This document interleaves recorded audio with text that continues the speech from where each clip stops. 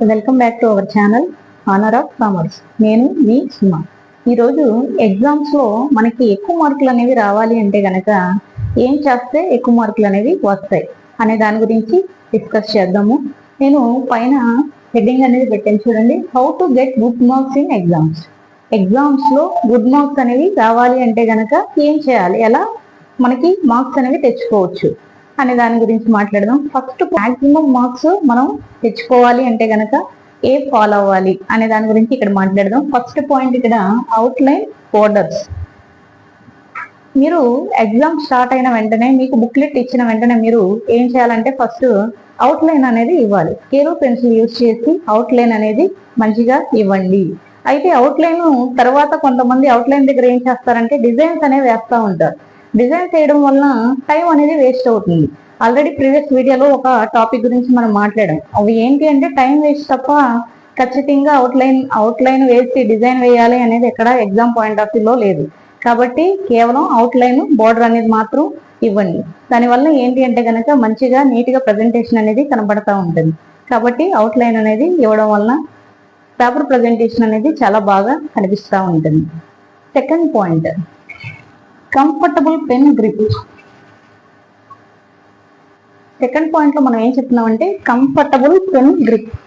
Exam రాసేటప్పుడు ఏంటి అంటే గనక మీరు ఆ పెన్ అనేది ఏ పెన్ యూజ్ చేస్తున్నారు, దాని వలన కూడా మనకి ఏంటి అంటే గనక ఎగ్జామ్ అనేది స్పీడ్ గా రాయాలా లేదా స్లోగా అనేది వెళ్తుందా అనేది ఉంటుందన్నమాట. చాలా మంది చేసే మిస్టేక్ ఏంటి అంటే యాక్చువల్ గా క్లాసుల్లో వాళ్ళు నార్మల్ గా పెన్ అనేది 4 రూపీస్ అట్లా కొంచెం మనకి తక్కువలో యూజ్ చేస్తూ ఉంటారు. ఎగ్జామ్ అనగానే ఏంటి అంటే గుడ్ హ్యాండ్ రైటింగ్ రావాలి అనేసి కొంచెం ఎక్కువ ఖరీదైన పెన్లు అనేవి యూజ్ చేయడం వలన అక్కడ ఏమవుతుంది అంటే కనుక పెన్ గ్రిప్ అనేది మారిపోతుంది. ఒక పెన్నుకి డిఫరెన్స్ అనేది వస్తుంది. పెన్ను మనం పట్టుకున్నప్పుడు కొన్ని లావుగా ఉంటాయి, కొన్ని సన్నగా ఉంటామండి. దానివల్ల ఏంటి అంటే రోజు ప్రాక్టీస్ అయిన పెన్ను కాకుండా వేరే పెన్ను యూజ్ చేయడం వలన ఆ గ్రిప్ అనేది మిస్ అవ్వడం వలన మీకు అలవాటు లేని పని కాబట్టి ఆ పెన్ను జారిపోతూ ఉండడం అలాంటి ప్రాబ్లమ్స్ అనేవి ఫేస్ చేస్తారు. అలా కాకుండా రైట్ పెన్ ని చూస్ చేసుకోండి. చూజ్ రైట్ పెన్ అంటే మీరు ఎక్కువగా యూజ్ చేసేది ఏ పెన్ అయితే మీకు బాగా స్పీడ్ గా రైటింగ్ వస్తుందో నీట్ గా వస్తుందో ఆ పెన్నే యూజ్ చేయండి. ఎక్కువ రేటు పెట్టి కొన్నంత మాత్రాన గుడ్ హ్యాండ్ రైటింగ్ అనేది రాదనమాట. హ్యాండ్ రైటింగ్ మంచిగా వచ్చేస్తుంది అనుకోవడం కేవలం అది కరెక్ట్ కాదు. కాబట్టి డైలీ యూజ్ చేసే పెన్ ఏదైతే ఉందో మీకు బాగా స్పీడ్ గా రాసేది నీట్ గా ఏదైతే ప్రజెంట్ చేయగలుగుతున్నారో ఆ పెన్ మాత్రమే యూజ్ చేయండి. ఇది చాలా ఇంపార్టెంట్ టిప్ అనేది చెప్పాల్సి ఉంది. Next third point, question numbers or sections. Exam రాస్తున్నాము అంటే చాలా మంది ఏదో రాసేయాలి టైం అయిపోతుంది అన్న కంగారులో ఉంటారు తప్ప క్వశ్చన్ నెంబర్ అనేది వేరు. ఆన్సర్ మీరు ఎన్ని పేజీలు రాసినా క్వశ్చన్ నెంబర్ లేకపోతే పేపర్ వాల్యుయేషన్ చేసేటప్పుడు అది ఏ క్వశ్చన్ అనుకుని వాల్యుయేషన్ చేయాలి. కాబట్టి క్వశ్చన్ నెంబర్ అనేది కన్ఫర్మ్ గా వేయండి. సెక్షన్ నెంబర్స్ కూడా ఉంటాయి, సెక్షన్ ఏనా బీనా అనేసి ఉంటుంది. కాబట్టి సెక్షన్ కూడా మెన్షన్ చేయండి. అలాగే క్వశ్చన్ నెంబర్ కూడా సెక్షన్ ఏలో 9th క్వశ్చన్ అనుకోండి, సెక్షన్ ఏ అని పెట్టి 9th క్వశ్చన్ దానికి ఆన్సర్ అనేసి 9 పెట్టి ఆన్సర్ అనేసి రాయండి. అప్పుడు క్లియర్ గా కనిపిస్తుంది. అలాగే క్వశ్చన్ నెంబర్ అనేది ఎక్కడ వేయాలి అనేది చాలా మంది కన్ఫ్యూజ్ అవుతూ ఉంటారు స్టూడెంట్స్.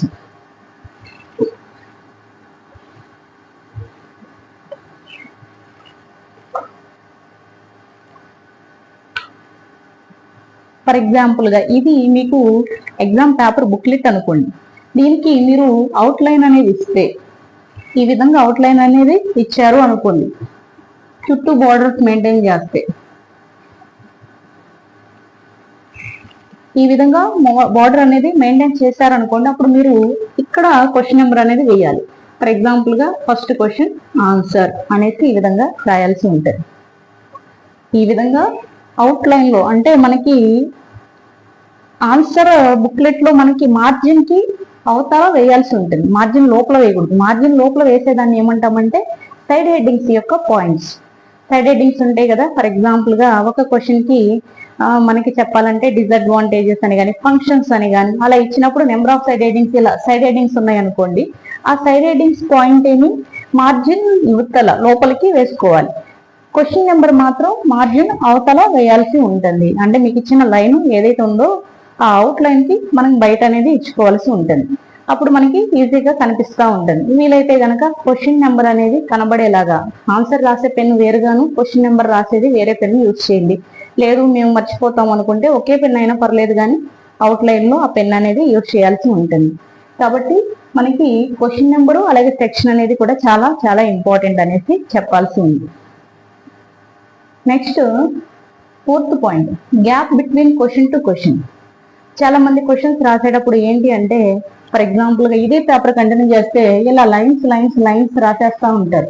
అంటే ఇంకో క్వశ్చన్ స్టార్ట్ చేసినా కూడా వెంటనే దానికి వెంటనే రాయడం వలన ఏమవుతుంది అంటే కనుక స్పేస్ లేకపోవడం వలన అక్కడ ఏ క్వశ్చన్ ఆన్సర్ ఏంటో తెలియదు. ఒక్కోసారి వాల్యుయేషన్ టైంలో ఏంటి అంటే మార్క్స్ 2 క్వశ్చన్లు రాసినా సపరేట్ గా అది ఒకే క్వశ్చన్ లాగా కన్సిడర్ చేసి మార్క్స్ అనేవి ఇవ్వడం జరుగుతుంది. అంటే ఒక రకంగా మార్క్స్ అనేవి మీరు కోల్పోయే ఛాన్స్ అనేది ఉంది. అలా కాకుండా దీనికి దానికి సపరేట్ గా రాసి మధ్యలో ఒక లైన్, ఇప్పుడు అన్ని కూడా లైన్స్ లో ఇచ్చేస్తున్నాడు బుక్లెట్, కాబట్టి ఆ లైన్స్ ఒక 2 లైన్స్ అనేవి వదిలేసేయండి. క్వశ్చన్ అప్పుడు ఒక క్వశ్చన్ కంప్లీట్ అయ్యాక ఇంకో క్వశ్చన్ క్లియర్ గా కనిపిస్తూ ఉంటుంది. ఆ విధంగా మీరు ఫాలో అవ్వాల్సి ఉంటుంది. చిన్న చిన్న టిప్సే, చిన్న చిన్న మిస్టేక్సే మనకి మార్క్స్ అనేవి పోయే ఛాన్స్ అనేది ఉంది. కాబట్టి ఈ చిన్న టిప్స్ అనేవి ఫాలో అయితే బాగుంటుంది. Next time allocation.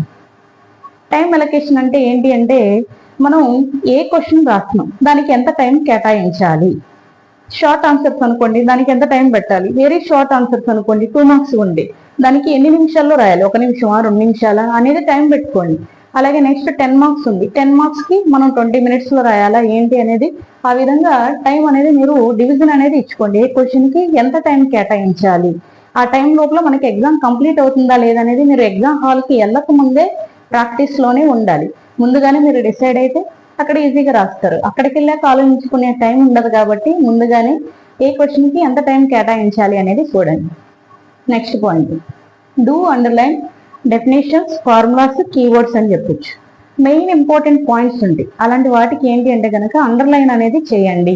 అండర్లైన్ చేసేటప్పుడు చాలా మంది స్కెచెస్ యూజ్ చేస్తూ ఉంటారు. ఆల్రెడీ మనం చెప్పాం ఇలాంటి మిస్టేక్స్ చేయొద్దు అని ఒక వీడియోలో, ప్రీవియస్ వీడియోలో ఒకసారి వెళ్ళి చెక్ చేయండి. స్కెచెస్ యూజ్ చేయడం వల్ల ఏంటంటే అన్ని పేపర్స్ కి ఆ మార్కర్ అంటడం వలన ఆన్సర్ అనేది క్లియర్ గా కనిపించదు. అదే ప్రాబ్లం. యూజ్ చేయకూడదని కాదు, కానీ ప్రాబ్లం ఏంటి అంటే కనుక అక్కడ క్వశ్చన్ అనేది ఆన్సర్ అనేది డిస్టర్బ్ అయ్యే ఛాన్స్ అనేది ఉంది, క్లియర్ గా కనిపించదు. అలా కాకుండా స్ప్రెడ్ డౌన్ పెన్స్ ఏవైతే ఉన్నాయో అవి యూజ్ చేసుకోండి, తప్పేం కాదు. కాబట్టి ఈ విధంగా అండర్లైన్ అనేది చేయండి. ఒకవేళ ఫార్ములాస్ ఉంటే బాక్స్ మెయింటైన్ చేయండి వీలైతే గనక. ఈ విధంగా మ్యాథ్స్ వాళ్ళు ఉంటారు, ఆ ఫార్ములా ఇక్కడ రాసుకోవచ్చు. ఆ విధంగా డెఫినేషన్స్ ఉంటాయి కొంతమందికి. ఆ డెఫినేషన్ ఉన్నప్పుడు మనం డబుల్ కొటేషన్ మార్క్ అనేది స్టార్ట్ చేయాలి. స్టార్టింగ్ లో ఎండింగ్ లో కూడా డబుల్ కొటేషన్ మార్క్ అనేది పెట్టి ఫుల్ స్టాప్ పెట్టాలి. ఆ విధంగా మెయింటైన్ చేయాలి. అలాగే వాటికి అండర్లైన్ కూడా చేయాలి. డెఫినేషన్స్ కానీ కీ పాయింట్స్ బాగా ఇంపార్టెంట్. ఆ క్వశ్చన్ లో ఆ పాయింట్ అనుకున్నది అండర్లైన్ చేయండి. చాలా నీట్ గా కనిపిస్తూ ఉంటుంది. చూసిన వెంటనే కూడా ఆన్సర్ మంచిగా కనిపిస్తుంది కాబట్టి ఎక్కువ మార్కులు అనేవి మీరు సంపాదించడానికి అవకాశం అనేది ఉంది. నెక్స్ట్ మనకి attempt all questions. 7th point మనం ఏం చెప్తున్నాం అంటే attempt all questions. Exam paper question paper ఇచ్చాక కొంతమంది ఏంటి అంటే కొన్ని క్వశ్చన్లే రాస్తాం మేము, ఒక ½ an hour ముందుకు వెళ్ళిపోవాలి బయటికి అన్నట్లుగా చూస్తూ ఉంటారు. అలా కాకుండా మీకు ఎన్ని క్వశ్చన్స్ ఉన్నాయో చాయిస్ రాయకపోయినా పర్లేదు, ఉన్న క్వశ్చన్స్ అన్ని క్వశ్చన్స్ కూడా 100 మార్క్స్ అయితే పేపర్ 100 మార్క్స్ కి అటెంప్ట్ చేయండి. ఫస్ట్ అటెంప్ట్ చేయాలి. కాబట్టి అటెంప్ట్ ఆల్ క్వశ్చన్స్. మిమ్మల్ని ఎక్సెస్ ఏం రాయమంటలేదు. ఉన్న క్వశ్చన్స్ ఏవైతే ఉన్నాయో ఆ క్వశ్చన్స్ ని వదిలేయకుండా కంప్లీట్ గా రాసి రావాల్సి ఉంటుంది. ఎందుకంటే మీరు 35 మార్క్స్ కి పాస్ మార్కులు కదా అనేసి 40 మార్క్స్ కో 50 మార్క్స్ కో రాశారనుకోండి, అక్కడ వాల్యుయేషన్ లో మీరు రాసిన ఆన్సర్ కరెక్ట్ గా అనిపించకపోతే ఆ క్వశ్చన్ కి ఆన్సర్ అనేది తక్కువ మార్క్స్ అనేవి వేశారనుకోండి, ఫెయిల్ అయ్యే ఛాన్స్ కూడా ఉంటుంది. కొంతమంది బోర్డర్ లో రాసేస్తారు 50 మార్కులకి చాలు మేము పాస్ అయిపోతాం అనేసి వస్తారు. అలా కాకుండా వీలైతే కొంచెం ఎక్సెస్ రాసుకోండి. ఎక్కువ రాయడం వలన తప్పేం కాదు కదా. 3 hours ఉంది కాబట్టి ఎక్కువ టైం మీకు అవైలబుల్ గానే ఉంది కాబట్టి ఆ టైం యూజ్ చేసుకోండి. మనం 8th పాయింట్ లో ఏం చెప్తున్నామంటే మల్టీ ఉన్నప్పుడు రాయాలా అవసరం లేదా అనే ప్రశ్నకు వస్తే ఫస్ట్ ఏం చేయాలంటే మీరు ఎన్ని మార్క్స్ కి ఎగ్జామ్ రాయాలి అంటే 100 మార్క్స్ అనుకోండి. ఫర్ ఎగ్జాంపుల్ గా 100 మార్క్స్ కి అన్ని క్వశ్చన్స్ అన్ని సెక్షన్స్ నుంచి అటెంప్ట్ చేయాలి. అది అటెంప్ట్ చేశాక అప్పుడు ఎక్సెస్ చాయిస్ ఉంటే కనుక రాసుకోవాలి. అలా కాకుండా చాలా మంది చేసే మిస్టేక్ ఏంటి అంటే ఫర్ ఎగ్జాంపుల్ గా 10 మార్క్స్ సెక్షన్ బి అనుకోండి. సెక్షన్ బిలో 9th ఏ అనేది ఒక క్వశ్చన్, బి అనేది ఒక క్వశ్చన్, అంటే ఓఆర్ఆర్ అని ఇస్తాడు. 9లో మీరు ఏ గాని బి గాని ఏదో ఒక క్వశ్చన్ రాస్తే సరిపోతుంది, 2 క్వశ్చన్లు రాయాల్సిన అవసరం లేదు. అలాంటప్పుడు చాలా మంది ఏంటంటే మిగిలినవి short answers, very short answers రాయకుండా ఇక్కడే 9లో ఏ రాస్తారు, బి కూడా రాస్తారు. అది ఎందుకు అలా రాశారు అంటే ఫస్ట్ క్వశ్చన్ మాకేదో డౌట్ ఉంది కాబట్టి సెకండ్ క్వశ్చన్ కూడా మేము రాసాము అనేసి వాళ్ళు అప్పుడు తీసుకునే డెసిషన్ అనమాట. ఇలా రాయడం వలన ఏంటి అంటే లాస్ట్ లో మిగిలిన అసలు రాయాల్సిన టాపిక్ ఏదైతే ఉందో అంటే రిమైనింగ్ క్వశ్చన్స్ అనేవి రాయకుండా ఉండే ఛాన్స్ అనేది ఉంటుంది. ఎందుకంటే ఒకే సెక్షన్ లో మీరు 2 క్వశ్చన్లు రాయడం వలన ఏమవుతుందంటే టైం అనేది ఎక్కువగా వేస్ట్ అనేది అవడానికి ఛాన్స్ ఉంది. ఫైనల్ గా లాస్ట్ కి వచ్చే టైంకి టైం అనేది మీకు అవైలబుల్ గా ఉంటే ప్రాబ్లం లేదు. ఒకవేళ అవైలబుల్ గా లేదు అంటే గనక, అంటే టైం సరిపోలేదు అంటే మిగిలిన క్వశ్చన్ ఆన్సర్లు అనేవి మీరు వదిలేసి రావాల్సి ఉంటుంది. అంటే మార్క్స్ మీరు మీ చేతులారా పోగొట్టుకున్నట్లు అవుతుంది. అందుకని ఏంటి అంటే ఫస్ట్ ఏ సెక్షన్ లో ఎన్ని రాయాలి. ఫర్ ఎగ్జాంపుల్ గా మనకి సెక్షన్ ఏలో 6 క్వశ్చన్స్ ఇచ్చి 4 రాయమన్నారు అనుకోండి, ఆ 4 క్వశ్చన్స్ రాయండి. అంతేగాని 6 ఇచ్చారు కదా 6 రాసేద్దాం అనేసి అనుకోవద్దు. ఆ 4 రాసాక మిగిలిన సెక్షన్స్ కూడా వెళ్ళి అటెంప్ట్ చేయండి అన్ని క్వశ్చన్స్. అప్పుడు టైం ఉన్నప్పుడు మీకు ఏ క్వశ్చన్ సరిగా రాయలేదనిపిస్తుందో అప్పుడు ఆ క్వశ్చన్ వెళ్ళి చెక్ చేసి మళ్ళీ టైం ఉంది కదా అనేసి ఒకసారి రాసుకుంటే బాగుంటుంది. అలా కాకుండా మీరు ఏంటంటే చాయిస్ కూడా రాసుకుంటూ వస్తే లాస్ట్కి వచ్చేసరికి టైం అనేది సరిపోదు. అది ఇంకొక విషయం, మల్టిపుల్ ఇక్కడ 9th లో ఏ క్వశ్చన్, 9th లో బి క్వశ్చన్ నెంబర్ వేస్తే తప్పు కాదు. కొంతమంది చాయిస్ క్వశ్చన్ అని కూడా పెడతా ఉంటారు. మీరు చాయిస్ క్వశ్చన్ అని పెట్టాల్సిన పని లేదు. ఎందుకు అంటే ఫర్ ఎగ్జాంపుల్ గా మీరు 2 క్వశ్చన్లు రాస్తే ఒక క్వశ్చన్ కి 8 మార్క్స్ వచ్చింది, ఇంకో క్వశ్చన్ కి 9 మార్క్స్ అనేది వచ్చినాయి అనుకోండి. ఈ విధంగా వచ్చినప్పుడు వాల్యుయేషన్ చేసే టైంలో దేనికి హైయెస్ట్ మార్క్స్ ఉందో వాళ్ళు ఆ మార్క్స్ అనేవి తీసుకుని తక్కువ ఉన్న క్వశ్చన్ ని చాయిస్ గా పెడతారు. మీరు చాయిస్ పెట్టడం వలన ఫర్ ఎగ్జాంపుల్ గా ఇది చాయిస్ పెడితే చాయిస్ లోకి వెళ్ళిపోతుంది, అంటే ఈ మార్క్స్ అనేవి కన్సిడర్ చేయాల్సి ఉంటుంది. అందుకని ఏంటి అంటే గనక ఈ విధంగా చాయిస్ రాసినప్పుడు, ఎక్సెస్ క్వశ్చన్స్ రాసినప్పుడు దానికి మీరు ఎక్సెస్ క్వశ్చన్ అని కానీ చాయిస్ క్వశ్చన్ అని కానీ మీరు మెన్షన్ చేయొద్దు. జస్ట్ క్వశ్చన్ నెంబర్ మాత్రమే వేయండి. వాల్యుయేషన్ లో వాళ్ళు ఏంటి అంటే ఎవరైతే మీ టాపర్లు దిద్దుతున్నారో వాళ్ళు చూసుకుని 2 క్వశ్చన్లకి ఎన్ని మార్క్స్ వస్తున్నాయి, ఏది హైయెస్ట్ ఉంది అని చూసుకుని ఆ మార్క్సే కన్సిడర్ చేస్తారు. ఇది ఒక పాయింట్ గుర్తుపెట్టుకోండి.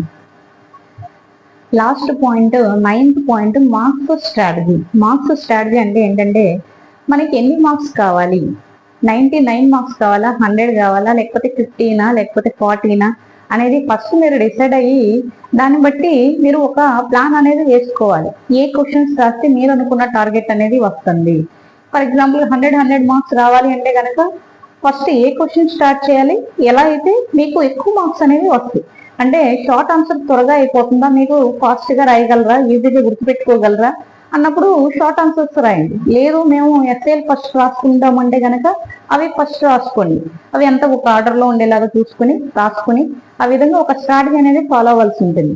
అంటే మనం తక్కువ టైంలో మంచిగా ప్రజెంట్ చేసేలాగా చూసుకోవాల్సి ఉంటుంది అనమాట. ఈ విధంగా చేయడం వలన ఏంటి అంటే గనక మనకి ఎక్కువ మార్కులు వస్తాయి. ప్లస్ ఏంటంటే ఇంకా టైం మిగిలితే గనక ఆ టైంని కూడా యూజ్ చేసుకోవచ్చు. ఎలా అంటే ఎక్కడన్నా సమ్ ప్రాబ్లం అనేది తప్పు చేశారు అంటే మళ్ళీ ఇంకోసారి చేయడానికి టైం అనేది ఉంటుంది. అందుకనే ఎక్కడి నుంచి మొదలు పెట్టాలి అంటే వెరీ షార్ట్ ఆన్సర్స్ నుంచి మొదలు పెట్టాలా, లేదంటే ఎస్ఏ నుంచి మొదలు పెట్టాలనేది ఒకసారి చూసుకుంటే బాగుంటుంది. ఐ హోప్ మీకు ఈ వీడియో నచ్చింది అనుకుంటున్నాను. ఒకవేళ నచ్చితే కనుక మీ ఫ్రెండ్స్ కి షేర్ చేయండి. చాలా మంది మీ ఫ్రెండ్స్ కి షేర్ చేయడం వలన మరింత రీచ్ అనేది వెళ్ళడానికి, ఇంకొంతమందికి ఈ వీడియో అనేది హెల్ప్ఫుల్ గా ఉండడానికి అవకాశం అనేది ఉంటుంది. Thank you.